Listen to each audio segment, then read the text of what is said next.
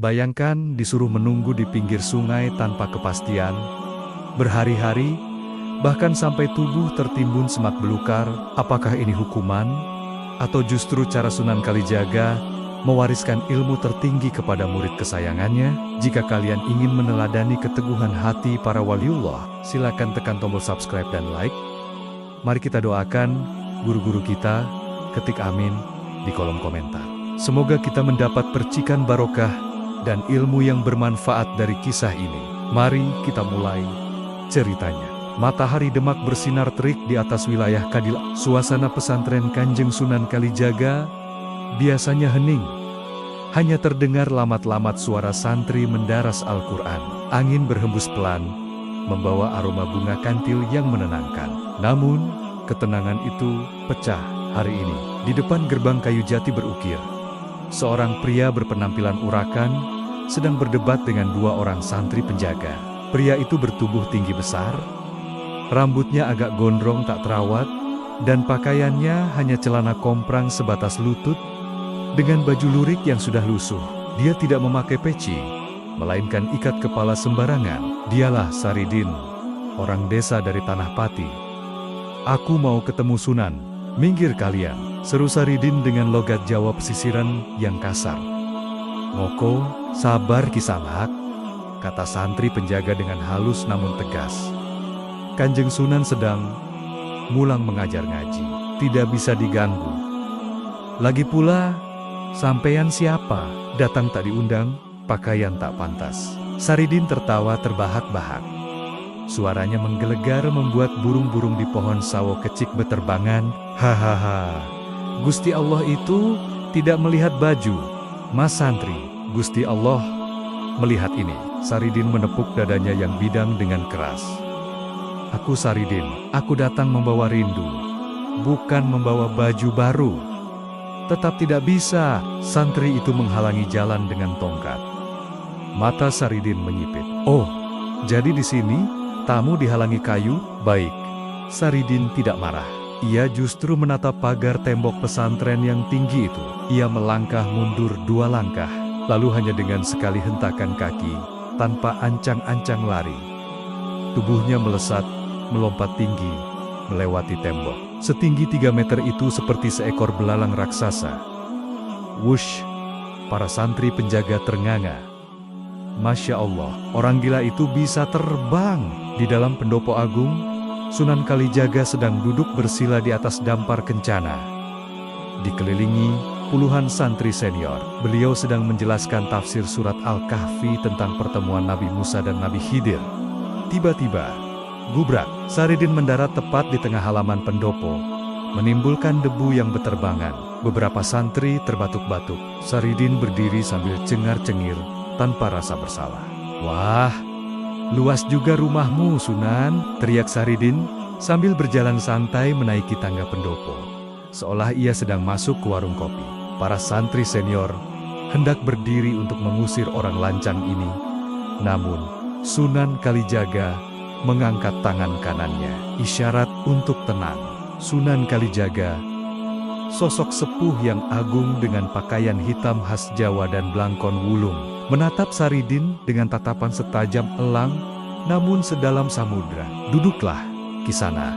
Suara Sunan Kalijaga terdengar berat dan berwibawa. Saridin duduk bersila sembarangan di depan Sunan, lututnya menyentuh lutut Sunan. Sangat tidak sopan menurut adat keraton. "Namaku Saridin. Orang-orang bilang kau wali sakti. Aku mau minta ilmu. Kalau ilmumu lebih tinggi dariku, aku akan jadi muridmu. Kalau ilmumu rendah, buat apa aku berguru?" Para santri menahan napas. Belum pernah ada yang seberani atau sebodoh ini bicara pada Kanjeng Sunan. Sunan Kalijaga tersenyum tipis. Beliau mengambil sebuah piring berisi buah duku yang ada di sampingnya. "Sarijing, kau lapar? Lapar ilmu? Sunan, makanlah duku ini dulu." Sunan menyodorkan buah duku. Saridin mengambil satu. Ia mengupasnya. Saat ia hendak memakan buah putih itu, Sunan Kalijaga berkata pelan, "Saridin, tahukah kau ada apa di dalam duku itu?" Saridin berhenti. "Ya biji." "Sunan, masak ada gajah?" Coba kau belah, perintah Sunan. Saridin membelah duku itu, dan mata Saridin terbelalak. Di dalam buah duku yang kecil itu, tidak ada biji, melainkan ada seekor ikan emas hidup yang sedang berenang-renang di dalam daging buah yang berubah menjadi air. Hah! Saridin kaget. Ia mengambil duku lain. Membelahnya, isinya bukan biji, tapi sebutir mutiara bersinar. Ia membelah lagi. Isinya bara api. Ilmu apa ini, Sunan? Saridin gemetar. Ia yang biasa pamer kesaktian, merasa dipermainkan akal sehatnya. Sunan Kalijaga menatap Saridin teduh. Itu bukan ilmu, Saridin. Itu hanya permainan mata. Kau terkejut karena matamu masih mata dunia. Kau mencari guru hanya untuk mencari kesaktian, bukan? Saridin tertunduk, tapi egonya masih tinggi. Di kampungku, aku bisa memanggil angin. Aku bisa mematahkan besi. Apa itu kurang? Kekuatan tanpa kendali adalah nafsu, Saridin. Jawab Sunan. Makan itu kuat. Tapi dia binatang. Manusia itu mulia karena akal dan budi pekertinya. Sunan Kalijaga mengambil sebongkah batu kali yang dijadikan ganjal pintu. Beliau melemparkannya ke hadapan Saridin. Jika kau memang sakti, ubahlah batu ini menjadi emas. Saridin tertawa meremehkan. Kecil. Saridin memusatkan pikirannya. Ia membaca mantra-mantra kejawen yang ia pelajari dari roh leluhur. Wajahnya memerah, urat lehernya menonjol. Ia meniup batu itu. Perlahan, batu hitam itu berubah warna menjadi kekuningan, berkilau. Saridin berhasil. Itu menjadi bongkahan emas murni. Lihat Sunan, aku bisa, seru Saridin bangga. Sunan Kalijaga menggeleng. Itu bukan emas hakiki, Saridin. Itu hanya ilusi pandangan. Kau memaksa atom batu itu berubah. Dengan bantuan jin, Sunan Kalijaga menyentuh bongkahan emas itu dengan ujung telunjuknya. Ting! Emas itu hancur menjadi debu hitam yang kotor. Kau hanya memoles luarnya, tapi dalamnya rapuh. Begitu juga jiwamu, Saridin. Kau sakti di luar, tapi kosong di dalam. Wajah Saridin memerah padam. Ia merasa dipermalukan di depan puluhan santri. Ia baru sadar bahwa orang tua di depannya ini memiliki kekuatan yang jauh melampaui sekadar mantra. Kekuatan yang bersumber dari Kun Fayakun. Saridin bersimpuh, kali ini dengan sungguh-sungguh. Ampun, Kanjeng Sunan, saya bodoh, saya sombong. Tolong ajari saya ilmu yang sejati itu, ilmu yang bisa membuat batu jadi debu. Sunan Kalijaga menghela napas panjang. Ilmu itu tidak bisa diajarkan di atas pendopo ini, Saridin. Wadahmu masih kotor. Jika aku tuangkan air susu ke dalam gelas yang berisi lumpur, susunya akan rusak. Lalu saya harus bagaimana? Tanya Saridin putus asa. Kau harus mencuci wadahmu, jawab Sunan Kalijaga. Pergilah ke pinggir Bengawan Solo. Di sana, belajarlah menjadi air. Menjadi air? Saridin bingung. Ya, air itu selalu mengalir ke bawah rendah hati. Air itu membersihkan najis bermanfaat. Dan air itu, selembut apapun, bisa melubangi batu karang. Apakah setelah itu, Sunan mau menerima saya? Kita lihat nanti, jawab Sunan misterius. Tapi sebagai ujian pertamamu, bawa keranjang ini. Sunan Kalijaga menyerahkan sebuah keranjang bambu anyaman kereneng yang biasa dipakai untuk wadah rumput. Keranjang itu anyamannya renggang, penuh lubang-lubang besar di sela-selanya. Bawalah keranjang ini ke Sungai Bengawan. Isilah dengan air sampai penuh. Lalu bawa kembali ke hadapanku, tanpa tumpah setetes pun, perintah Sunan.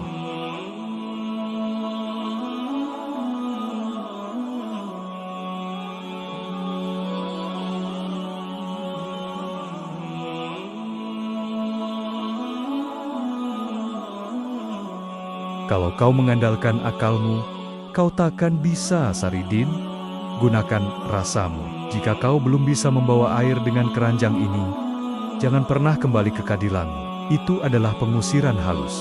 Pengusiran yang menyakitkan, tapi menantang. Saridin, dengan sifat keras kepalanya, menyambar keranjang itu. Baik, akan aku buktikan. Aku Saridin. Tidak ada yang tidak bisa kulakukan. Saridin berdiri, tidak pamit, lalu melompat turun dari pendopo. Ia berlari kencang menuju arah Sungai Bengawan Solo yang berjarak beberapa kilometer dari sana. Sunan Kalijaga menatap kepergian Saridin. Batu karang yang keras memang harus dipecah dengan ombak yang keras pula, gumam Sunan. Sore itu, di tepi Bengawan Solo yang airnya keruh kecoklatan dan mengalir deras, Saridin berdiri dengan napas terengah. Ia menceburkan diri ke pinggiran sungai. Bismillah, mantra aji, pengunci air. Komat kamit Saridin membaca segala doa yang ia tahu. Ia membenamkan keranjang bambu itu ke dalam air. Bluk, keranjang itu penuh air di dalam sungai. Tapi, begitu Saridin mengangkatnya, piur, airnya langsung tumpah keluar dari sela-sela anyaman bambu. Dalam hitungan detik, keranjang itu kosong melompong. Hanya menyisakan tetesan air. Asu, umpat Saridin kasar. Ia mencoba lagi. Ia mencoba mencedok dengan cepat dan berlari. Biur, tumpah lagi di langkah kedua. Ia mencoba menambah lubang itu dengan lumpur. Curang ini namanya. Sunan pasti tahu kalau ada lumpurnya. Batin Saridin. Ia mencuci lagi keranjangnya. Ia mencoba menggunakan tenaga dalamnya untuk memadatkan air. Air itu sempat menggumpal sebentar. Tapi begitu masuk keranjang, air itu buyar kembali menjadi cair. Kesaktian Saridin tidak mempan pada air Bengawan yang seolah-olah memiliki nyawa sendiri. Matahari mulai terbenam, langit berubah menjadi ungu gelap. Saridin basah kuyup, kedinginan, dan kelelahan. Untuk pertama kali dalam hidupnya, Saridin merasa dirinya gagal total. Ia membanting keranjang itu ke tanah berlumpur. Ia duduk memeluk lutut di pinggir sungai, menatap aliran air yang seolah mengejeknya. Sunan gila, rintih Saridin. Bagaimana caranya membawa air dengan keranjang bolong? Apakah dia menyuruhku membawa es? Tapi ini tanah Jawa. Mana ada es? Saat Saridin sedang merutuki nasibnya, tiba-tiba ia melihat sebuah perahu kecil melintas di tengah sungai. Di atas perahu itu, berdiri sosok bayangan hitam yang memegang tongkat panjang.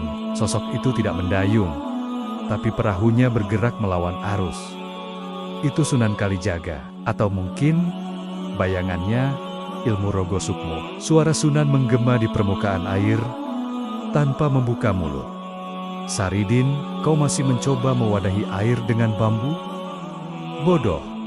Wadahilah air dengan air. Bayangan itu lenyap ditelan kabut malam, meninggalkan Saridin dengan teka-teki baru yang memusingkan kepala.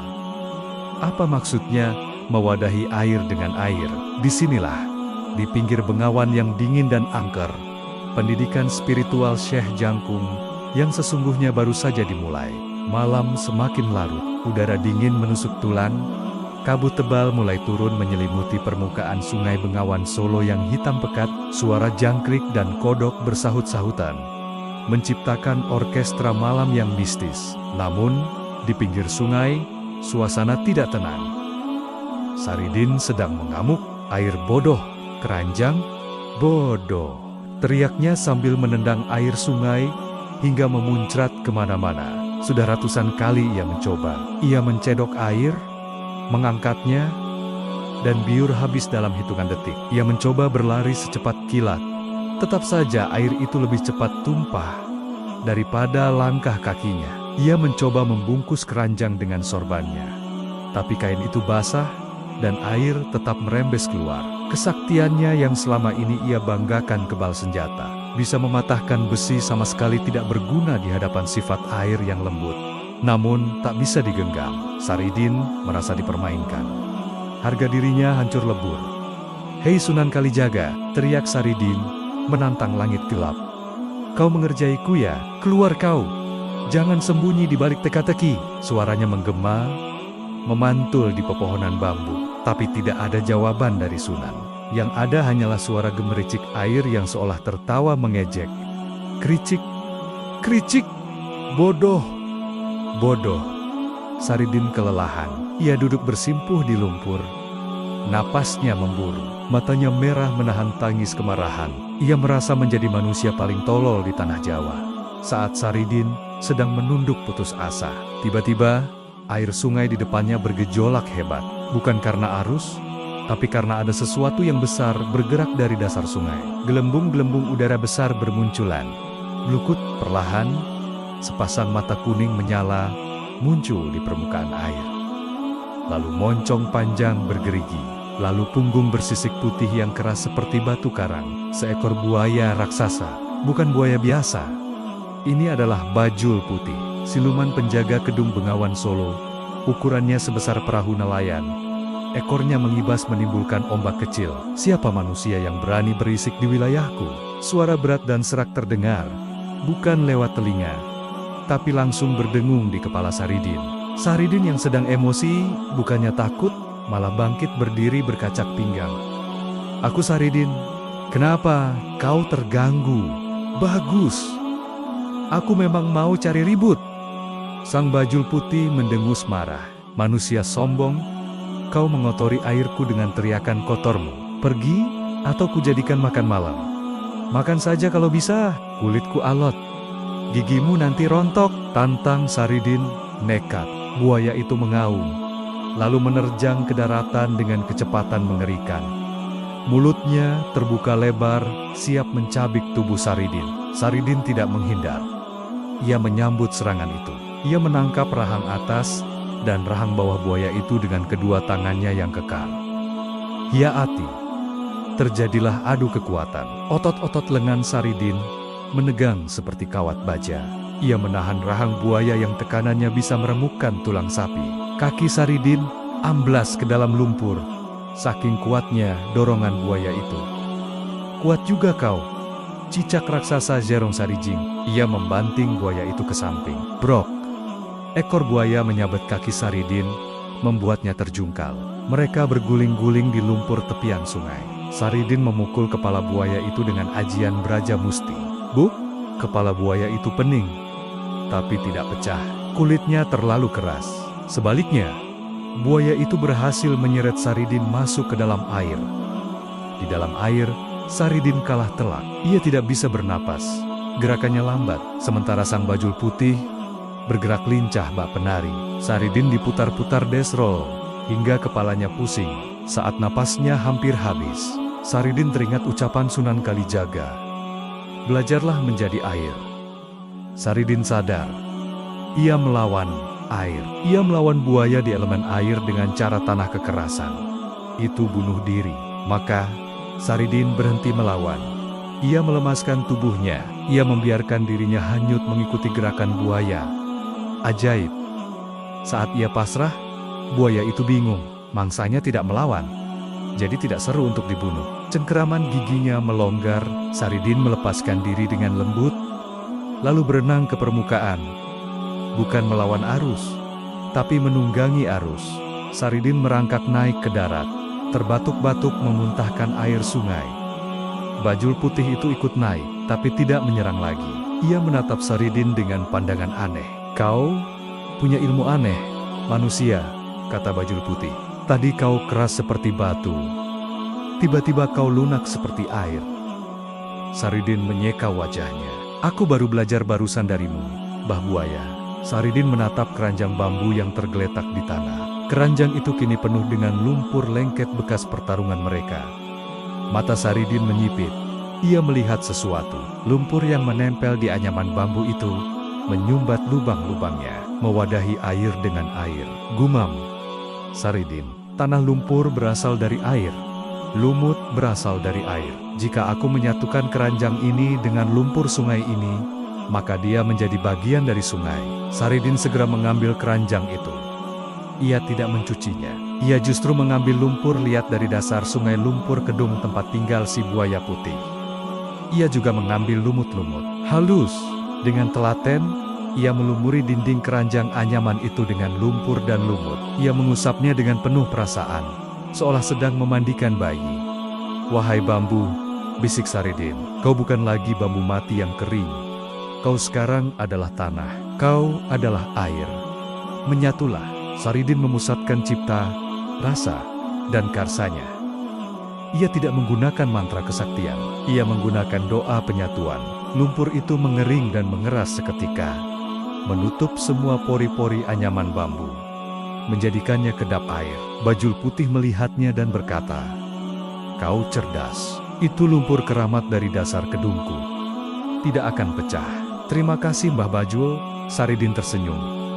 "Sebagai gantinya, aku berjanji, anak cucuku kelak, orang-orang Pati, tidak akan mengganggumu. Dan kau, jangan ganggu anak cucuku." "Sepakat," jawab Bajul Putih sebelum menyelam kembali ke kedalaman. Inilah asal-usul mitos Sumpah Saridin dengan buaya. Kini keranjang itu sudah terlapisi lumpur hitam pekat. Bentuknya tak lagi indah, kotor, dan bau amis. Tapi fungsinya berubah total. Saridin mencelupkannya ke sungai. Glow, glow, ia mengangkatnya.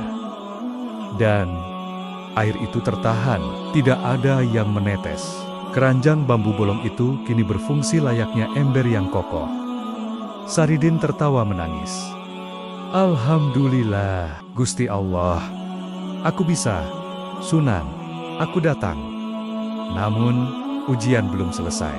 Jarak sungai ke pesantren Kadilangu cukup jauh. Saridin harus berjalan kaki membawa beban air penuh itu tanpa tumpah sedikit pun. Lumpur pelapis itu masih basah. Jika Saridin berjalan kasar atau terburu-buru, guncangannya bisa meretakkan lapisan lumpur itu. Saridin harus berjalan dengan sangat halus. Langkah kakinya seperti langkah harimau, mengendap laku makan. Napasnya diatur seirama langkah kaki. Pikirannya tidak boleh melayang kemana-mana. Harus fokus pada permukaan air di dalam keranjang. Ini adalah latihan meditasi jalan tapa melaku. Sunan Kalijaga tidak hanya menyuruhnya membawa air, tapi memaksanya belajar fokus, khusyuk, dan sabar. Jika ia lari, air tumpah. Jika ia lambat, air menguap. Ia harus pas seimbang. Sepanjang perjalanan, Saridin tidak lagi merasa sebagai jagoan sakti. Ia merasa sebagai pelayan yang sedang membawa amanah. Egonya terkikis.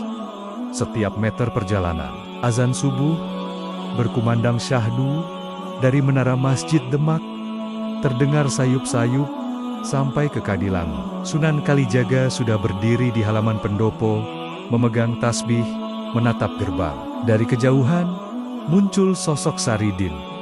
Ia tidak melompat pagar lagi. Ia membuka gerbang dengan sopan. Tubuhnya penuh lumpur kering, baunya amis, wajahnya lelah. Di tangannya, ia memeluk erat keranjang bambu yang kotor itu.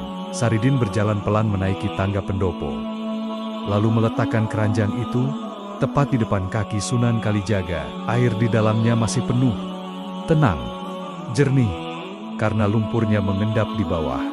Saridin bersimpuh, mencium lantai. "Kanjeng Sunan, saya bawakan air bengawan." Wadahnya kotor, penuh lumpur, jelek, seperti hati saya. Sunan Kalijaga tersenyum, senyum yang kali ini tulus dan bangga. "Bukan wadahnya yang kulihat Saridin, tapi airnya." Sunan mencelupkan tangannya ke dalam air di keranjang itu, lalu membasuh wajahnya. "Segar. Ini air yang dibawa dengan kesabaran, bukan dengan kesaktian." "Kau benar Saridin, untuk mewadahi hakikat air, syariat keranjang memang harus dilapisi dengan tirakat lumpur atau laku prihatin. Jika keranjangmu bolong, syariatmu bolong-bolong, maka hakikatmu akan tumpah. Kau menambalnya dengan lumpur kerendahan hati." "Bangunlah, Saridin," perintah Sunan. "Mulai hari ini kau kuterima sebagai muridku. Tapi jangan panggil aku guru dulu. Panggil aku kakang-kakak, karena perjalananmu masih panjang. Tugas pertamamu di sini bukan belajar ngaji kitab." "Lalu apa Sunan?" tanya Saridin. "Tugasmu adalah mengisi padasan tempat wudhu masjid setiap hari. Jangan pakai ember, pakailah keranjang ini terus, sampai kau lupa caranya sombong." Saridin menunduk. Sendiko dawuh siap laksanakan. Di pagi yang bening itu, lahirnya legenda santri nyeleneh dimulai. Saridin si pembawa air. Namun, ia tidak tahu bahwa di pesantren ini ada satu orang yang sangat membencinya karena iri hati. Seorang santri senior kepercayaan Sunan yang merasa posisinya terancam oleh kedatangan orang gila dari Pati ini. Pagi itu, dapur pesantren Kadilangu sibuk mengepulkan asap. Para santri berbagi tugas memasak nasi, merebus air, dan menyapu halaman. Raden Prayoga, santri senior berdarah biru, berjalan tegap, mengawasi para juniornya. Pakaiannya selalu rapi, kopiahnya hitam mengkilap, dan tata keramanya halus sempurna. Ia adalah calon penerus yang digadang-gadang akan menjadi lurah pondok. Namun, matanya menyipit sinis saat melihat ke sudut musola. Di sana, Saridin sedang mendengkur keras. Geruk, Saridin tidur melingkar di atas tikar pandan, padahal matahari sudah sepenggalah naik. "Heh, bangun kau Wong Pati," hardik Prayoga sambil menendang kaki Saridin. Saridin menggeliat, menguap lebar tanpa menutup mulut. "Ho Aam, ada apa tuh Den? Orang lagi mimpi ketemu bidadari kok dibangunkan. Enak saja kau tidur. Lihat santri lain berkeringat kerja bakti, mentang-mentang kau sudah bisa bawa air dengan keranjang, kau jadi besar kepala," semprot Prayoga. Saridin duduk, menggaruk kepalanya yang gatal. "Loh, tugasku kan cuma ngisi padasan air wudhu, tadi subuh sudah kupenuhi.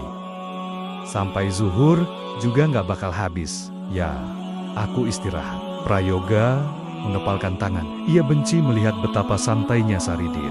Ia benci karena Sunan Kalijaga tampak memberi perhatian khusus pada orang urakan ini. Dasar pemalas, santri itu tirakat melek begadang, bukan tirakat tidur. Belum sempat perdebatan memanas, Sunan Kalijaga muncul dari pintu dalam. Aura kewibawaannya seketika membuat Prayoga menunduk hormat, dan Saridin buru-buru berdiri sambil membetulkan sarungnya yang melorot. "Ada apa ribut-ribut pagi hari?" tanya Sunan tenang. "Ampun, Kanjeng Sunan," lapor Prayoga halus. "Saya hanya menegur Saridin yang malas-malasan." Sunan melirik Saridin, lalu tersenyum tipis. "Saridin, kerjamu memang cepat, tapi ibadah sosialmu kurang. Kau jangan hanya saleh sendiri." Sunan kemudian menunjuk ke arah kebun belakang pesantren yang rimbun. "Kebetulan hari ini cuaca panas. Aku ingin minum degan kelapa muda. Prayoga, Saridin, ambilkan aku 2 butir kelapa muda yang paling segar di pohon belakang." "Sendiko dawuh, Sunan," jawab Prayoga semangat. Ini kesempatannya pamer. Prayoga jago memanjat pohon karena ia terlatih silat. "Inggih, Sunan," jawab Saridin lemas. Ia menatap pohon kelapa yang tingginya belasan meter itu. Waduh, tinggi amat. Mereka berdua tiba di kebun kelapa. Pohon-pohon itu menjulang lurus tanpa cabang, licin dan sangat tinggi. Raden Prayoga, tanpa banyak bicara, langsung menyingsingkan kain jariknya. Dengan cekatan, ia memeluk batang pohon.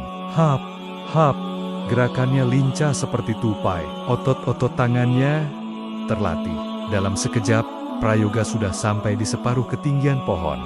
Ia menengok ke bawah sambil tersenyum mengejek. "Ayo Saridin," katanya sakti. "Masak manjat pohon saja kalah sama aku," teriak Prayoga dari atas. Saridin di bawah hanya berkacak pinggang, mendongak. Lehernya sakit melihat ke atas. "Aduh, Den, tinggi banget. Kalau jatuh, bisa remuk tulang tuaku. Apa nggak ada cara yang lebih enak?" Saridin menengok kanan kiri. Tidak ada tangga, tidak ada galah. "Ah Sunan, ini memang suka ngerjain orang tua," gerutu Saridin. Sifat nakal dan ingin praktis Saridin kumat. Baginya, memanjat itu melelahkan dan buang-buang tenaga. Kenapa harus capek kalau bisa gampang? Prayoga sudah sampai di puncak. Ia mulai memetik kelapa. Buk, 1 kelapa jatuh. Ia merasa menang. Sementara itu, Saridin mendekati batang pohon kelapa di sebelahnya. Ia tidak memanjat. Ia malah duduk bersila di depan akar pohon itu. Saridin menepuk batang pohon itu 3 kali. Plok, plok, plok. "Wahai pohon kelapa," ucap Saridin santai. "Aku ini Saridin, aku malas manjat. Kamu saja yang turun sini. Ya, kita ketemu di tengah." Saridin memejamkan mata, menyalurkan tenaga batinnya yang aneh, tenaga yang bersumber dari kehendak yang sangat kuat kerentek hati. Tiba-tiba, terdengar suara kretek. Raden Prayoga yang ada di puncak pohon sebelah, terbelalak kaget.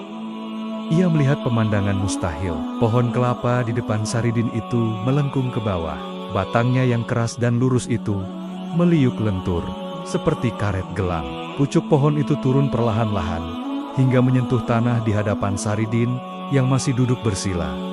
Setan alas, umpat Prayoga kaget. Saking kagetnya, kakinya terpeleset. Ia hampir jatuh, untung tangannya sigap memeluk pelepah daun. Saridin membuka mata, tersenyum lebar melihat buah kelapa muda, kini ada tepat di depan hidungnya. Ia tidak perlu memanjat 1 sentimeter pun.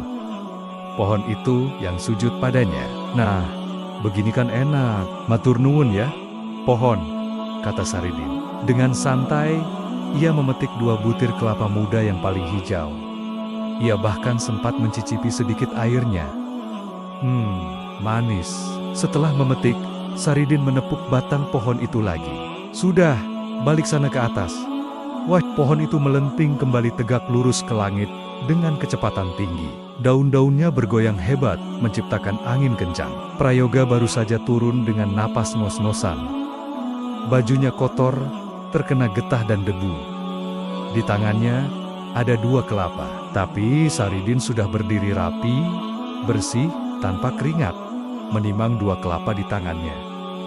Lama amat, Den, sindir Saridin. Aku sudah mau tidur lagi nih. Wajah Prayoga merah padam karena malu dan marah. Ia merasa dicurangi. Itu sihir, itu bukan karomah.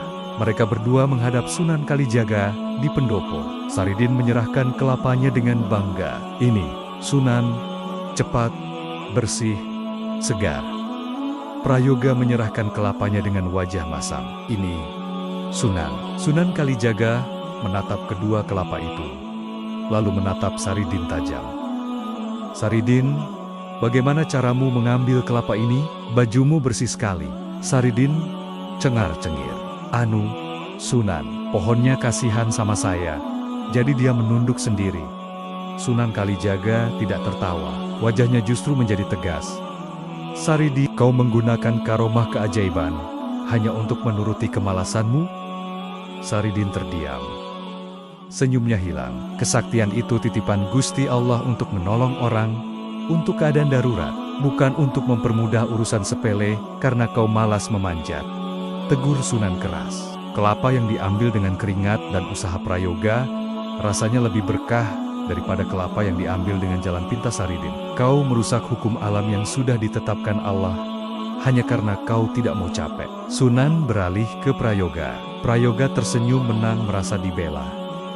Dan kau, Prayoga, lanjut Sunan, kau memanjat dengan tangkas. Tapi hatimu penuh takabur sombong dan hasad dengki pada saudaramu. Kelapamu ini luarnya bagus, tapi dalamnya racun bagi jiwamu.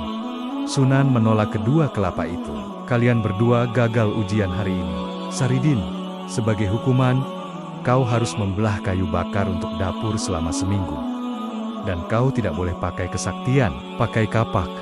Biar kau tahu rasanya capek. Prayoga, kau harus puasa ngerowot hanya makan sayur atau umbi selama seminggu untuk membersihkan hati irimu. Saridin menggaruk kepalanya. Waduh, kapalan tanganku nanti. Sunan, kerjakan. Saridin berlalu menuju dapur dengan langkah gontai.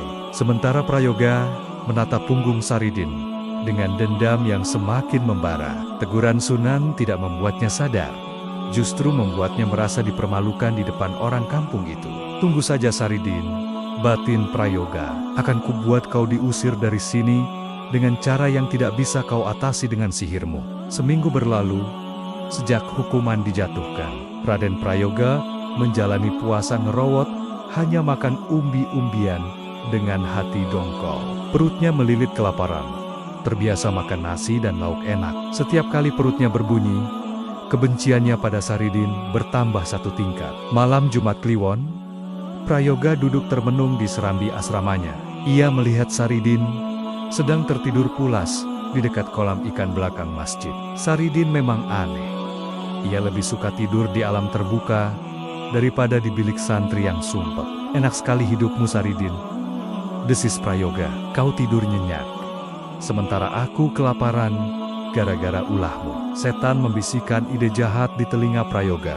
Di kolam belakang itu, Sunan Kalijaga memelihara ikan tombro, ikan mas berukuran besar yang gemuk-gemuk. Ikan itu rencananya akan disuguhkan untuk tamu agung dari Cirebon lusa nanti. Kalau ikan itu hilang, dan buktinya mengarah ke Saridin, pasti Sunan akan marah besar dan mengusirnya. Dasar orang desa rakus.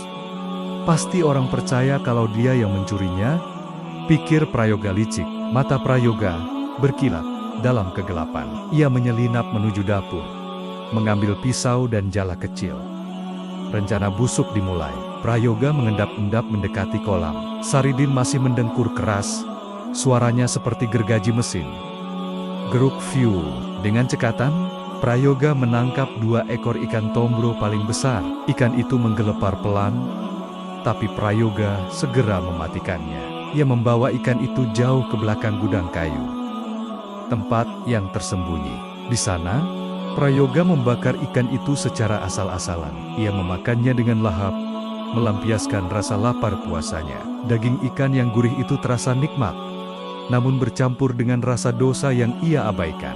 "Mampus kau, Saridin," gumamnya sambil mengunyah. Setelah kenyang, Prayoga mengumpulkan duri-duri ikan, kepala ikan, dan sisa-sisa pembakaran. Ia membawa sampah bukti itu kembali ke dekat kolam dengan sangat hati-hati. Ia meletakkan tulang belulang dan kepala ikan itu tepat di samping kepala Saridin yang sedang tidur. Ia bahkan mengoleskan sedikit jelaga hitam di tangan Saridin. Sempurna. Siapapun yang melihat ini besok pagi akan menyimpulkan Saridin lapar, Saridin mencuri, Saridin membakar, dan Saridin ketiduran karena kekenyangan. Kokok ayam jago memecah kesunyian Kadilangu. Lurah pondok yang bertugas mengecek kolam berteriak histeris. "Maling! Ada maling! Ikan Kanjeng Sunan hilang!" Para santri berhamburan keluar. Mereka lari ke kolam belakang. Pemandangan yang tersaji sangat jelas.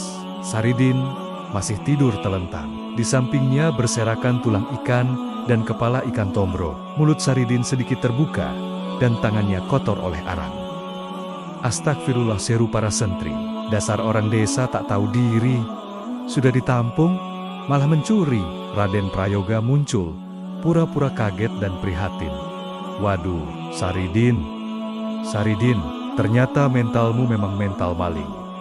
Kasihan Kanjeng Sunan." Prayoga menendang kaki Saridin keras-keras. "Bangun, maling!" Saridin terlonjak kaget. "Ada apa? Kebakaran? Banjir?" Ia mengusap matanya, lalu bingung melihat puluhan santri menatapnya dengan marah. Ia melihat tulang ikan di sampingnya. "Loh, kok ada sisa pesta? Siapa yang makan enak nggak ngajak-ngajak?" tanya Saridin polos. "Jangan pura-pura bodoh," bentak Prayoga. "Lihat tanganmu, lihat mulutmu. Kau mencuri ikan Kanjeng Sunan kan?" Saridin melihat tangannya yang hitam. Ia mencium baunya, bau ikan bakar, tapi kok perutku nggak kenyang. Saridin digelandang ke pendopo utama. Tangannya diikat tali ijuk, seolah ia penjahat kelas kakap. Sunan Kalijaga duduk dengan wajah datar. Di hadapannya, barang bukti tulang ikan digelar. "Saridin," panggil Sunan. Suaranya tidak tinggi, tapi menggetarkan hati. "Apakah kau memakan ikan-ikanku?" Saridin menatap Sunan lurus-lurus. "Emboten tidak, Sunan.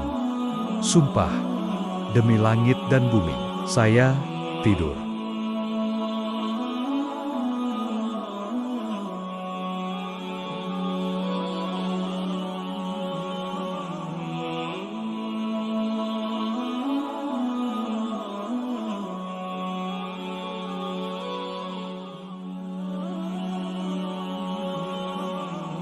Mata batin Sunan sebenarnya tahu, tapi beliau ingin melihat bagaimana Saridin menyelesaikan masalah ini. Apakah dengan emosi atau dengan karomah? "Saridin," kata Sunan, "hukum dunia melihat bukti dohir nyata. Bukti dohir mengarah padamu. Jika kau tidak bisa membuktikan sebaliknya, kau harus dihukum cambuk dan diusir." Saridin menghela napas. "Duh, repot kalau begini."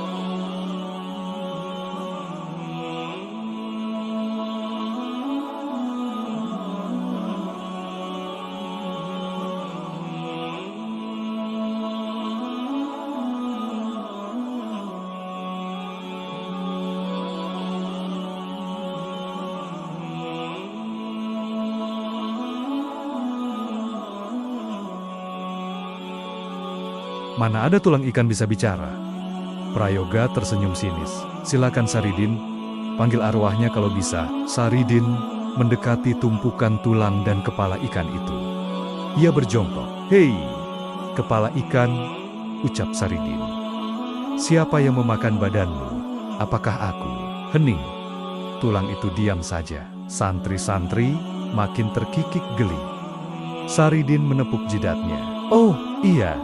Lupa, yang bisa bicara itu bukan tulangnya, tapi dagingnya. Saridin berdiri, lalu berputar menghadap ke arah para santri. Matanya menyapu satu persatu wajah mereka. Tatapannya berhenti tepat di perut Raden Prayoga.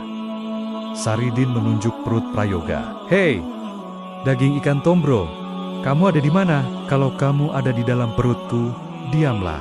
Tapi kalau kamu ada di dalam perut maling yang sebenarnya, bernyanyilah. Raden Prayoga pucat. Apa-apaan kau menunjukku?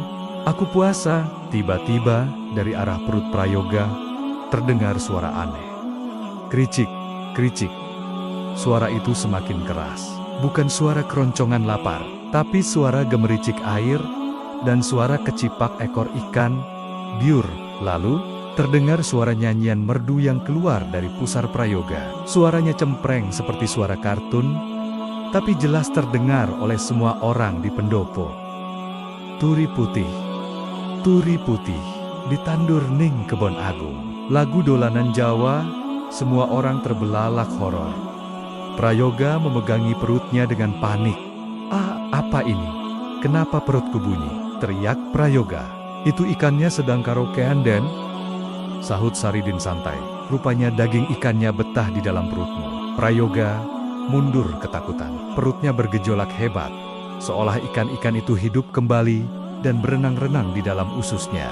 Rasa mual yang dahsyat menyerang. Hiwi, Prayoga muntah di tengah pendopo. Dan yang keluar bukan cairan biasa, melainkan potongan-potongan daging ikan yang masih utuh, bahkan ada yang bergerak-gerak sedikit. Keheningan menyelimuti pendopo.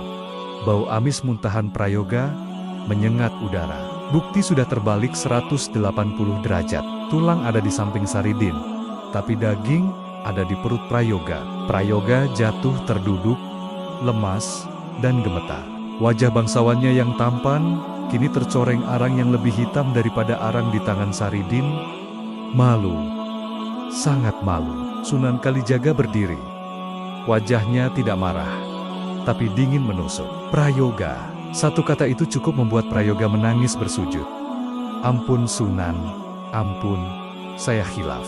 Saya iri. Sunan menatap santri-santri lain. Lihatlah, fitnah itu lebih kejam daripada pembunuhan. Prayoga tidak hanya membunuh ikanku, tapi dia berusaha membunuh karakter saudaranya. Sunan berpaling ke Saridin.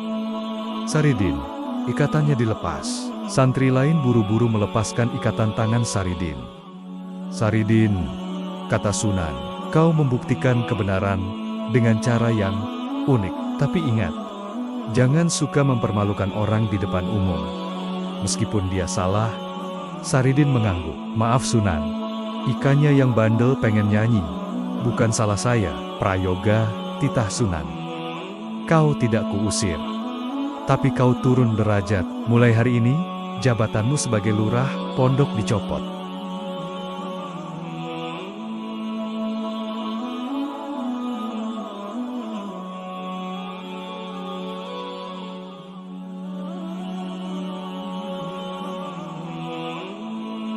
Saridin berlalu sambil bersenandung turi putih. Namun, Saridin tidak tahu, di balik tembok pesantren, ada sepasang mata lain yang mengawasi. Seorang pendekar aliran hitam yang mendengar kabar tentang kesaktian Saridin dan merasa tertantang untuk menjajal ilmunya. Ujian fisik akan segera datang. Siang itu, matahari membakar kulit. Di gerbang desa Kadilangu, muncul sosok menyeramkan yang membuat penduduk minggir ketakutan. Pria itu bertubuh raksasa, dadanya terbuka memperlihatkan rajah tato mantra bergambar kalajengking. Kumisnya melintang tebal, matanya merah menyala karena pengaruh ilmu hitam. Di pinggangnya terselip golok besar berkarat darah.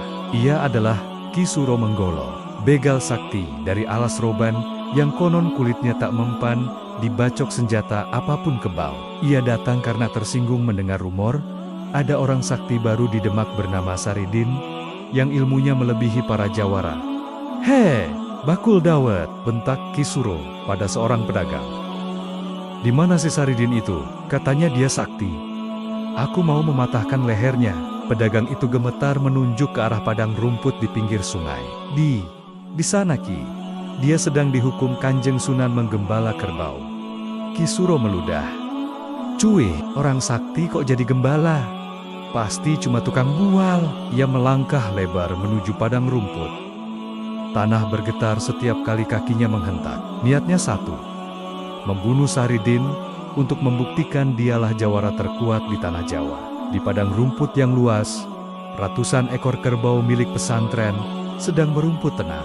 Di tengah-tengah kawanan itu, tampak seekor kerbau jantan hitam yang paling besar bule. Di atas punggung kerbau itu, Saridin sedang tidur telentang, berbantalkan lengannya sendiri. Topi caping menutupi wajahnya. "Sari Idiin!" teriak Ki Suro menggolong. Suaranya menggelegar memecah angin. Burung-burung terbang ketakutan. Saridin tidak bergerak, hanya kakinya yang bergoyang-goyang santai, mengikuti irama angin. Ki Suro merasa dihina. Ia melompat terbang dan mendarat tepat di depan hidung kerbau yang ditunggangi Saridin. "Bangun kau, tikus sawah, aku Ki Suro menggolo. Menantangmu sampak wadung duel sampai mati." Saridin menyingkap sedikit capingnya. Matanya sayu mengantuk. "Waduh, berisik amat sih mas. Ini jam tidur siang kerbau, jangan ganggu. Nanti susunya nggak keluar." "Kerbau jantan tidak punya susu bodoh," bentak Ki Suro. "Lah itu tahu, kalau sudah tahu, ngapain teriak-teriak? Sana pergi. Aku lagi mimpi makan sate," jawab Saridin sambil menutup wajahnya lagi. Darah Ki Suro mendidih. "Kurang ajar, rasakan ini." Ki Suro mencabut golok besarnya. Ia mengayunkan senjata itu sekuat tenaga ke arah kaki Saridin yang menjuntai. Terang, bunyi logam beradu logam terdengar nyaring. Golok Ki Suro terpental, tapi kaki Saridin tidak putus, bahkan tidak lecet sedikit pun.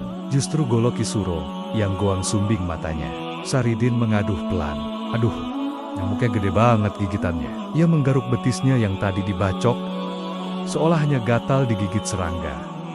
Ki Suro terbelalak. "Ilmu lembu sekilan? Tidak, ini lebih kuat. Kulitmu terbuat dari baja." Saridin duduk, menguap lebar. "Mas, besi itu asalnya dari tanah. Kulit saya dari tanah. Tanah ketemu tanah ya damai. Mas, jangan diajak berantem." Ki Suro mundur selangkah. Ia sadar serangan fisik tidak akan mempan. Ia harus menggunakan ilmu batin sihir. "Baik, kalau fisikmu kuat, kita lihat apakah batinmu kuat menghadapi amukan hewan buas." Ki Suro merapal mantra Aji Pangabaran. Pembuat gila atau takut. Sasarannya bukan Saridin, tapi kerbau-kerbau di sekitarnya. Mata Ki Suro memancarkan cahaya merah. Aura panas menyebar ke seluruh padang rumput. Mendadak, kerbau-kerbau yang tadi tenang berubah menjadi beringas. Mata mereka merah, napas mereka mendengus kasar. "Gila, mengamuklah!" Seruduk manusia itu sampai lumat. Perintah Ki Suro. Ratusan kerbau itu serentak berbalik menghadap Saridin. Tanah bergemuruh saat ratusan ton daging dan tanduk itu berlari menyerbu satu titik, Saridin. Ini adalah situasi mematikan. Dikeroyok 100 manusia mungkin bisa ditangkis, tapi diinjak-injak 100 kerbau gila adalah kiamat kecil. Saridin terlonjak kaget. "Waduh, Mas Kerbau, sabar.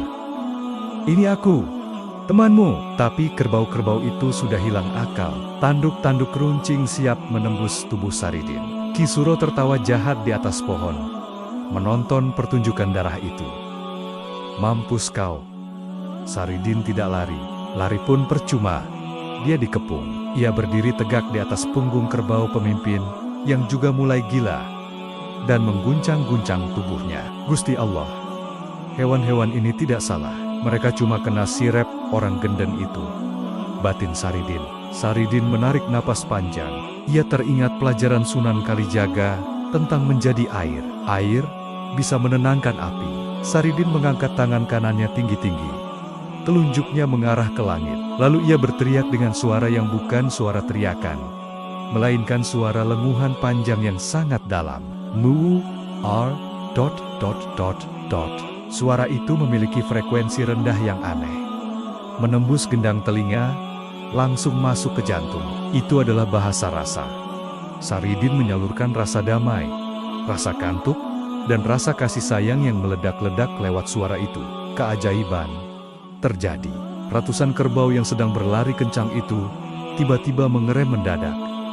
Kaki-kaki mereka menancap ke tanah. Debu membumbung tinggi.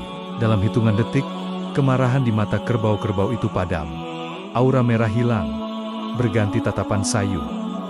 Bruk, bruk, bruk. Satu persatu, kerbau itu menjatuhkan diri ke tanah. Tidur, mereka mendengkur serentak, seolah kena obat bius massal. Ki Suro di atas pohon melongo. Mantranya dipatahkan hanya dengan suara lenguhan. Ilmu apa itu? Sirap Megananda. Saridin menunjuk Ki Suro di atas pohon. Hei kerbau yang di atas pohon, teman-temanmu sudah tidur. Kamu gak mau tidur juga? Ki Suro sadar. Ia dalam bahaya. Sialan, ia hendak melompat kabur. Tapi tiba-tiba tubuhnya kaku. Kakinya tak bisa digerakkan, tangannya tak bisa ditekuk. Ia terpaku di dahan pohon seperti patung batu. Loh, kok kaku? Ki Suro panik. Lah kan saya bilang tidur. Kalau nggak mau tidur ya jadi patung saja, biar nggak ganggu. Kata Saridin santai sambil kembali merebahkan diri di atas kerbaunya. Sore harinya, Sunan Kalijaga datang ke padang rumput setelah mendapat laporan warga ada keributan. Beliau melihat pemandangan aneh.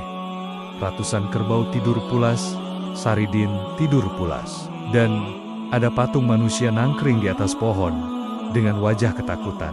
Saridin panggil Sunan. Saridin langsung bangun dan sungkem. Nuwun sewu, Sunan, ada tamu nakal. Saya suruh jadi penunggu pohon sebentar. Sunan Kalijaga melihat ke arah Ki Suro. Dengan jentikan jari, Sunan membebaskan kekakuan tubuh pendekar itu. Ki Suro jatuh ke debu ke tanah. Ia tidak berani melawan lagi. Ia langsung bersujud mencium kaki Sunan dan kaki Saridin. Ampun, saya tobat. Ilmunya terlalu tinggi. Dia bukan manusia. Sunan Kalijaga tersenyum bijak. Dia memang manusia, Ki Suro. Tapi dia manusia yang sudah berdamai dengan alam semesta. Siapa yang memusuhi kekasih alam, dia akan dimusuhi oleh alam hewan, tanah, angin. Sunan menoleh ke Saridin. Saridin, kau telah lulus ujian pengendalian emosi. Kau tidak membalas kekerasan dengan kekerasan, tapi dengan ketenangan. Mulai hari ini, sabda Sunan Kalijaga, aku memberimu julukan baru. Karena kau suka menggembala dan dekat dengan alam, serta tubuhmu yang jangkung tinggi, orang akan memanggilmu Syekh Jangkung. Dan kelak, kau akan memiliki padepokan sendiri yang bukan berupa bangunan, melainkan berupa ladang pengabdian di Tanah Pati. Saridin menunduk haru. Matur nuwun, Sunan. Tapi, lanjut Sunan. Wajahnya kembali serius. Sebelum kau pulang ke Pati, ada satu tugas terakhir. Tugas kenegaraan yang berat. Apa itu? Sunan, Sultan Mataram sedang mencari kelapa muda untuk obat. Tapi, kelapa itu harus diambil dari pohon keramat yang dijaga ribuan lebah di hutan angker. Pergilah ke Mataram, bantu Sultan Agung, dan tunjukkan adabmu di sana. Saridin menghela napas. Baru mau enak-enak tidur, disuruh jalan-jalan lagi. Nasib, Saridin tidak tahu. Perjalanan ke Mataram akan menjadi petualangan terbesarnya, di mana ia tidak hanya melawan lebah, tapi juga melawan intrik politik istana. Gerbang keraton Mataram berdiri gagah, dijaga prajurit bertombak dengan pakaian seragam lurik rapi. Suasana hening dan sakral. Siapapun yang masuk harus menunduk. Jalan jongkok laku dodok, dan bicara berbisik. Tiba-tiba, keheningan itu rusak. Permisi, kulo nuwun. Ada orangnya nggak rumah segede ini? Saridin berjalan tegak dengan santainya, melenggang kangkung sambil memanggul buntalan kain. Ia mengunyah tebu, membuang ampasnya sembarangan ke pot bunga kerajaan. Prajurit penjaga langsung menyilangkan tombak. Berhenti. Siapa kau, Kisana? Berani sekali berjalan tegak di pelataran raja. Berlutut, Saridin berhenti. Menatap tombak di depan hidungnya. Loh, saya disuruh Sunan Kalijaga, ketemu Mas Sultan Agung. Kalau saya berlutut, jalannya jadi lambat, Mas. Kapan sampainya? Lancang, panggil beliau Sinuhun. Bukan, Mas, bentak prajurit. Keributan itu terdengar sampai ke dalam. Seorang abdi dalam senior keluar dengan wajah masam. Ada apa ribut-ribut? Ini tempat suci. Ini, Paman. Ada orang gila mengaku utusan Sunan Kalijaga, lapor prajurit. Saridin cengar-cengir. Bukan orang gila, Paman saya, Saridin.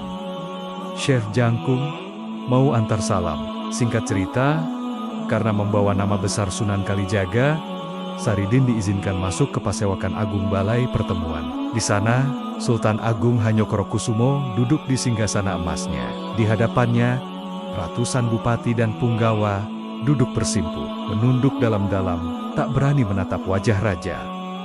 Saridin masuk. Ia melihat semua orang menunduk. Ia bingung. Loh, kok pada cari uang jatuh? Gumamnya keras. Saridin berjalan terus sampai ke depan singgasana. Tanpa sembah sujud, ia langsung duduk bersila, seperti di warung kopi tepat di depan Sultan Agung. Sehat, Sinuhun, sapa Saridin ramah. Para punggawa menahan napas. Mati orang ini. Pasti dipenggal, pikir mereka. Namun, Sultan Agung yang juga seorang waliullah, justru tersenyum. Beliau melihat cahaya basyirah, mata batin yang bersih di dahi Saridin. Beliau tahu, orang ini tidak punya niat jahat. Hanya saja frekuensinya berbeda. Aku sehat, Saridin, jawab Sultan Agung tenang. Guru Kalijaga mengirimu ke sini, pasti bukan untuk mengajari sopan santun. Karena kau jelas tidak punya itu. Saridin tertawa. Betul, Sinuhun, sopan santun itu kulit. Saya bawa isinya.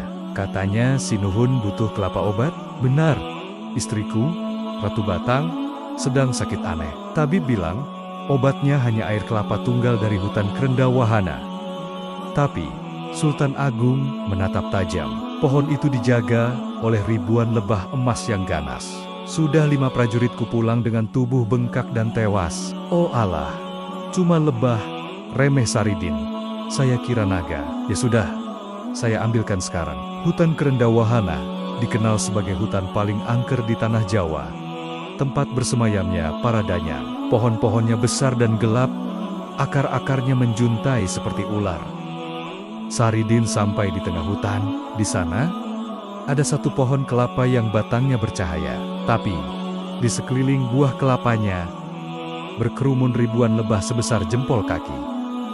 Suara dengungan nyangung, memekakan telinga. Assalamualaikum, tawon-tawon manis, sapa Saridin. Lebah-lebah itu merasa terganggu. Ribuan lebah langsung terbang membentuk formasi awan hitam, siap menyerang Saridin. Sengat mereka mengandung racun api. Saridin tidak mengeluarkan jurus silat. Ia malah membuka kain sarungnya lebar-lebar. Eits, jangan marah. Kalian pasti kepanasan di luar sana. Sini, masuk ke sarungku. Di dalam adem, bau keringatku wangi loh. Saridin menggunakan ilmu penakluk satwa. Bukan dengan mantra pemaksa, tapi dengan menawarkan rumah. Ia memancarkan aura Ratu Lebah dari tubuhnya. Bagi lebah-lebah itu, Saridin tiba-tiba terlihat seperti sarang raksasa yang nyaman.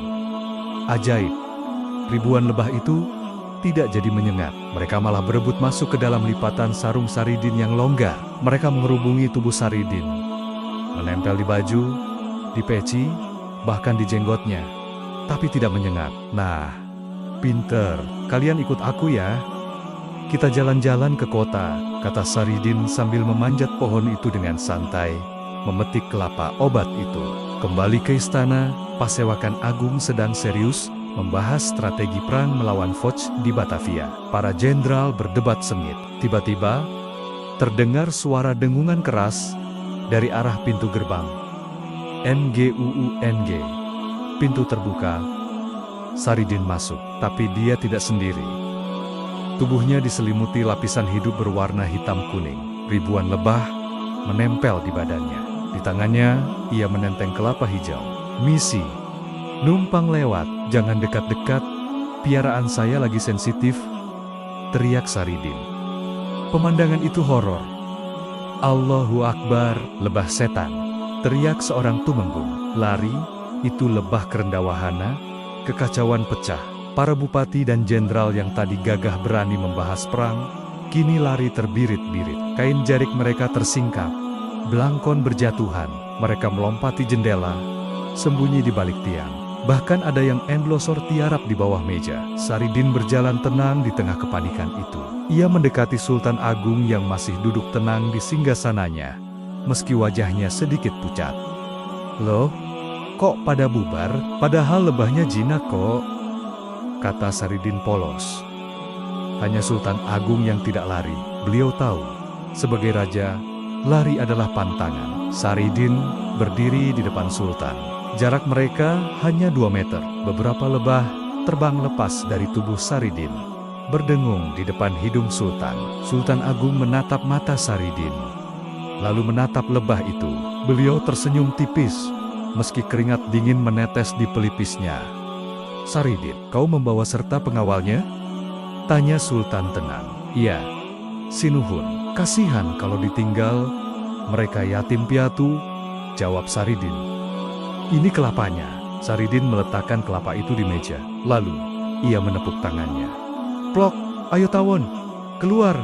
Jangan kurang ajar sama raja. Bubar, bubar." Seolah mengerti bahasa manusia, ribuan lebah itu terbang serentak meninggalkan tubuh Saridin, keluar dari pendopo, dan terbang kembali ke arah hutan. Suasana kembali hening. Para pejabat yang sembunyi pelan-pelan muncul dengan wajah malu. Sultan Agung tertawa terbahak-bahak, tawa yang jarang sekali terdengar di keraton yang kaku itu. "Hahaha, luar biasa, Saridin. Kau mempermalukan jenderal-jenderalku hanya dengan serangga." Sultan Agung berdiri, lalu menepuk bahu Saridin. "Kalian lihat," seru Sultan pada para punggawa. "Kalian berani mati melawan meriam Belanda, tapi lari ketakutan melawan lebah. Itu tandanya kalian masih punya rasa eling pada nyawa, tapi lupa pada tawakal." Saridin mengajarkan kita bahwa bahaya itu ada di pikiran. Jika hatimu damai, lebah ganas pun jadi sahabat. Sultan Agung menerima kelapa itu. "Terima kasih, Saridin. Obat ini pasti manjur, karena diambil dengan hati yang jenaka. Sebagai hadiahnya, apa yang kau minta? Emas, tanah perdikan, atau jabatan bupati?" tawar Sultan. Saridin menggeleng cepat. "Waduh, boten, Sinuhun. Di sini panas, pakai baju rapi bikin gatal. Makanannya dikit, piringnya kecil. Saya nggak betah. Saya cuma minta izin pulang ke Pati. Saya mau bikin padepokan di pinggir laut saja. Anginnya segar." Sultan Agung tersenyum maklum. "Baiklah. Tapi ingat, Saridin, kelak, jika Mataram butuh bantuanmu melawan penjajah, kau harus siap turun gunung." "Beres, Sinuk, asal nggak disuruh pakai baju seragam." Saridin pamit. Ia berjalan keluar istana dengan langkah ringan, meninggalkan para pejabat yang masih sibuk membenarkan belangkon mereka yang miring. Saridin telah lulus ujian adab. Ia membuktikan bahwa adab yang tertinggi bukanlah gerak-gerik tubuh yang kaku, melainkan ketulusan hati dan keberanian menjadi diri sendiri di hadapan kekuasaan. Namun, perjalanan pulang ke Pati tidaklah mulus.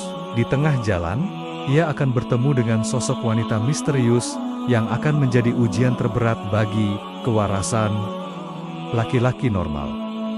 Ujian cinta. Saridin berjalan kaki menyusuri pesisir utara Jawa.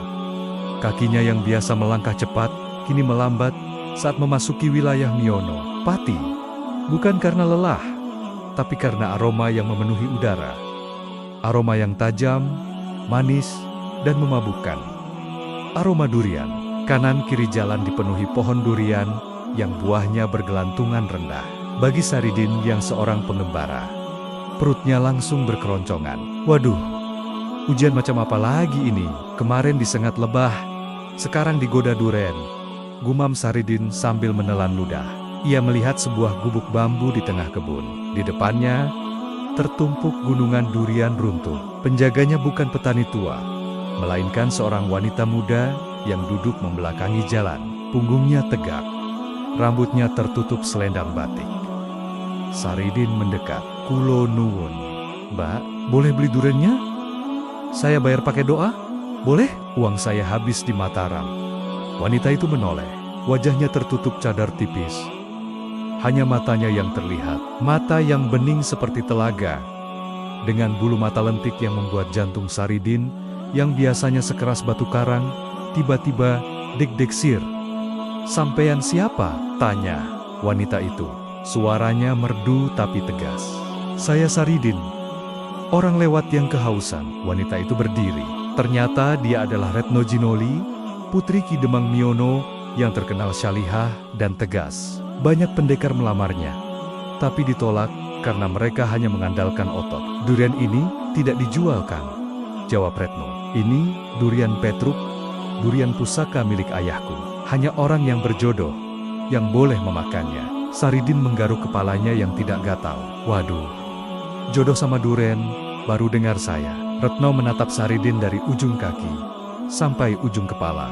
Pakaiannya lusuh, tapi ada cahaya wibawa di wajahnya.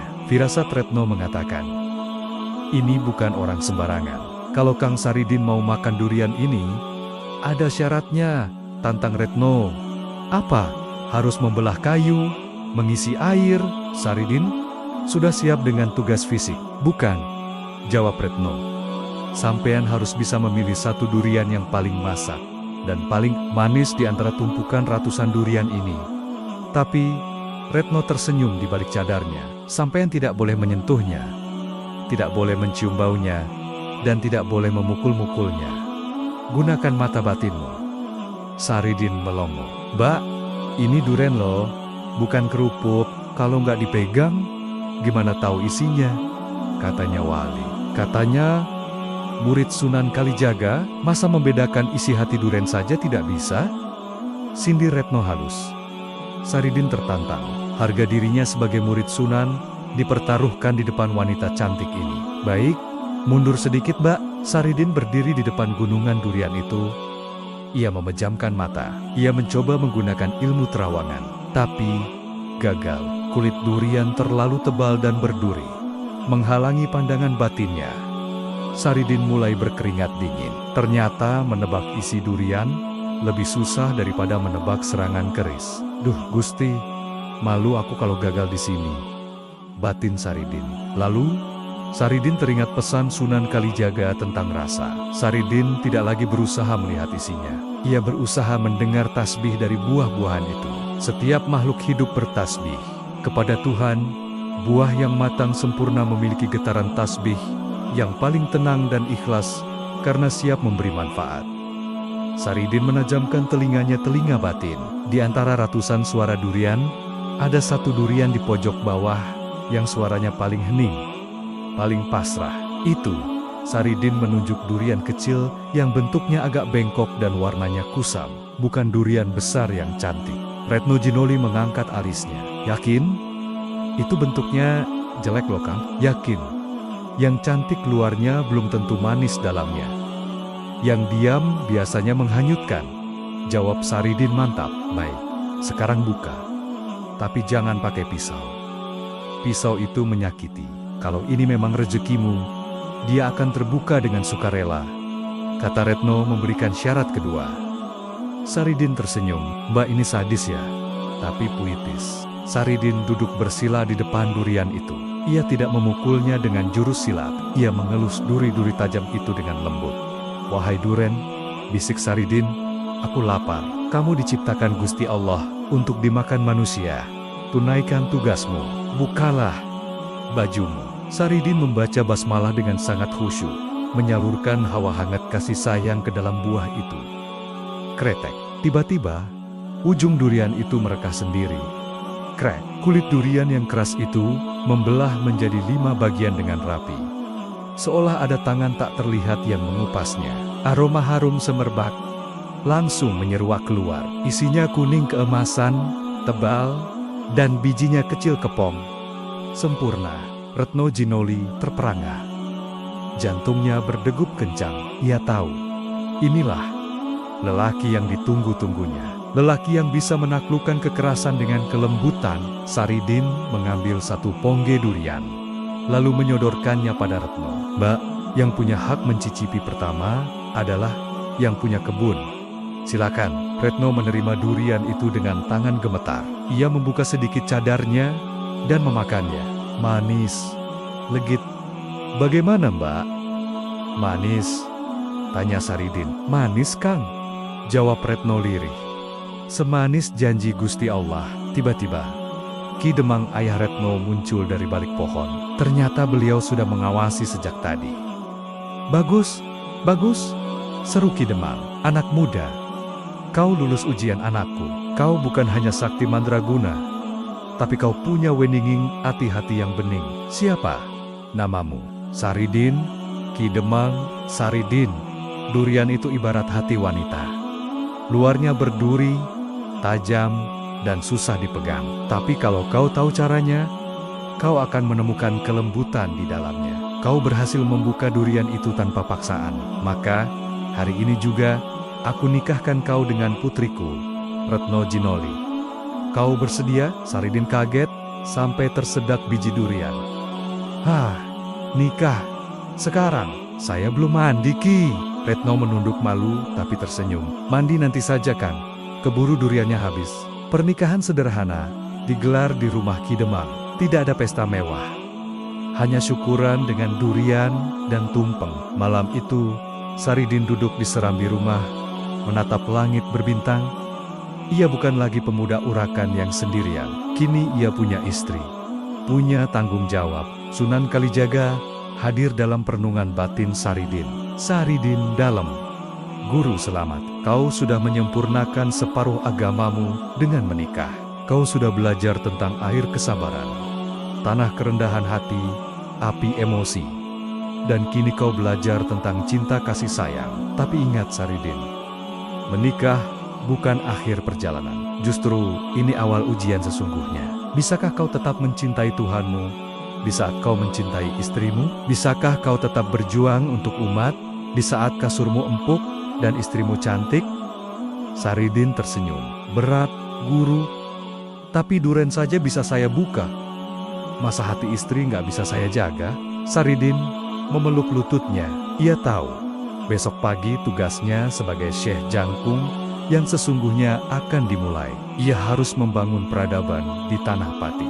Mengajarkan Islam dengan cara yang jenaka namun dalam. Seperti caranya membuka durian. Namun, di tengah kebahagiaan itu, Saridin merasakan firasat. Episode terakhir hidupnya akan segera datang. Sebuah reuni besar dengan sang guru, di mana ia harus memilih antara hidup abadi dalam legenda atau mati dalam cinta. Waktu berlalu cepat. Rambut Saridin kini telah memutih sepenuhnya. Tubuhnya yang dulu kekar, kini sedikit membungkuk. Namun langkah kakinya masih tegap. Ia menetap di desa Landoh, Kayen, Pati. Tidak ada bangunan megah di sana. Padepokan Syekh Jangkung hanyalah hamparan sawah yang luas, kandang kerbau, dan sebuah pendopo kayu sederhana tanpa dinding. Kenapa tidak bangun tembok, Mbah Yai? Tanya seorang santri. Saridin tersenyum sambil menyiangi rumput. Kalau pakai tembok, nanti malaikat rahmat susah masuk.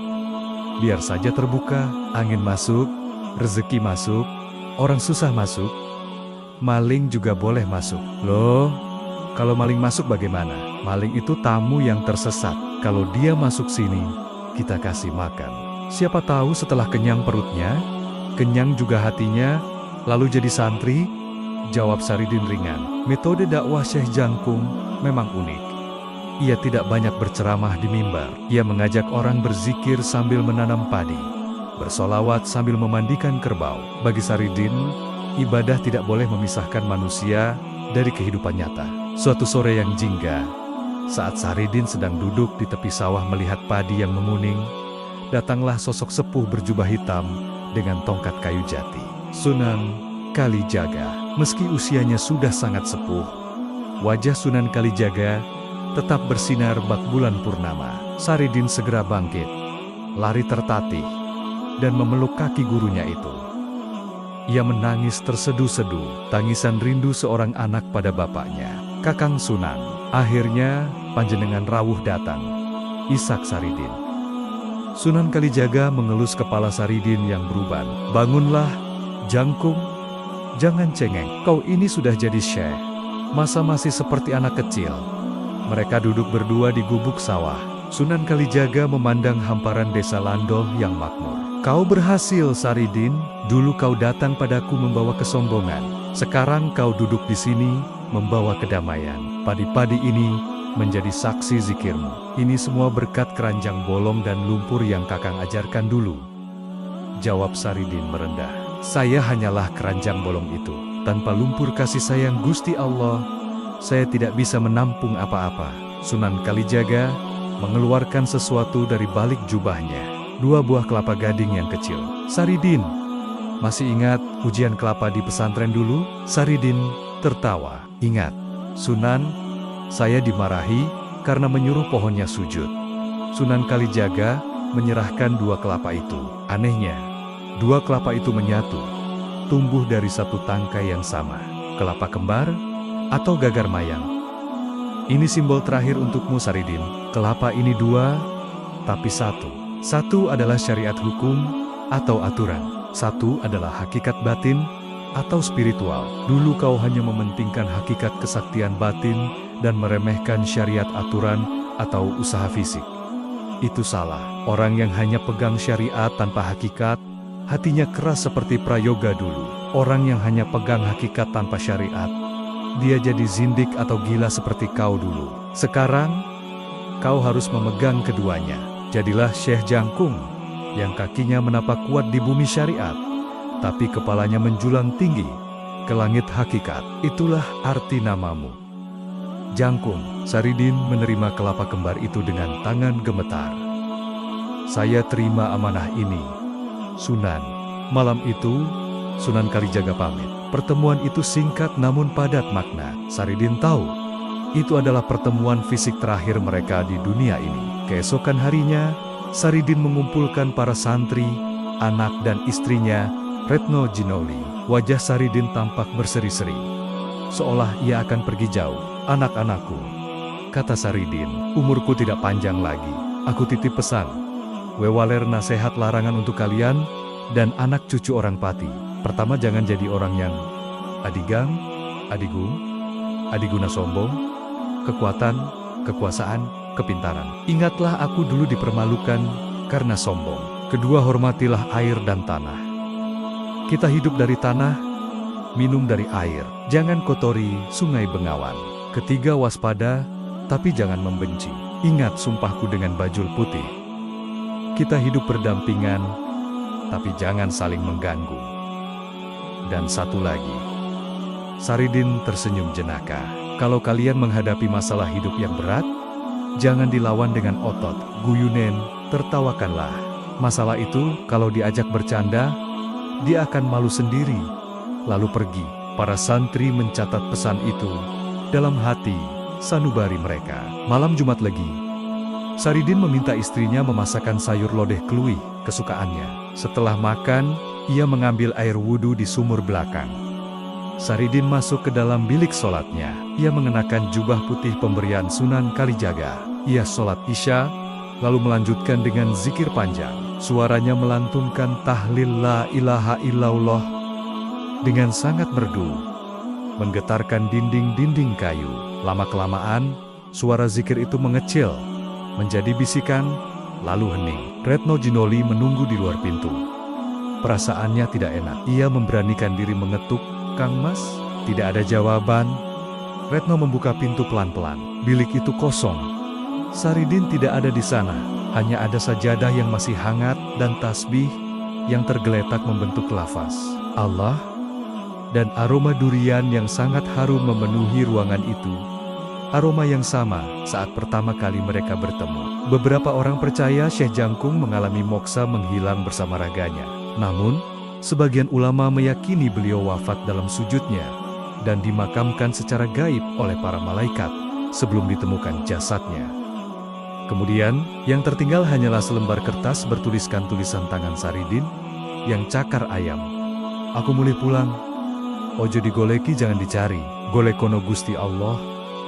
Carilah Gusti Allah, niscaya ketemu aku." Ratusan tahun kemudian, di desa Landoh, Kabupaten Pati, Jawa Tengah, sebuah kompleks makam tua berdiri megah di bawah pohon beringin raksasa. Itu adalah makam Syekh Jangkung Saridin. Setiap hari, ribuan peziarah datang. Bukan hanya santri, tapi juga petani, pedagang, pejabat, sampai orang-orang pinggiran yang merasa senasib dengan Saridin. Mereka datang mencari ketenangan, mencari berkah dari kisah hidup seorang berandal yang menjadi wali.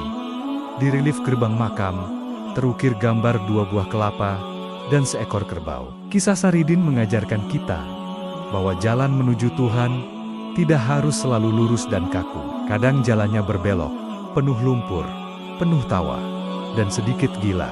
Bahwa kesucian tidak hanya milik mereka yang berjubah bersih di Menara Gading, tapi juga milik mereka yang berlumur lumpur di sawah, asalkan hatinya bening. Urip iku mung mampir ngombe, hidup itu hanya mampir minum. Maka, minumlah air kehidupan itu dengan keranjang syariat yang dilapisi lumpur ketulusan, agar tidak tumpah sia-sia.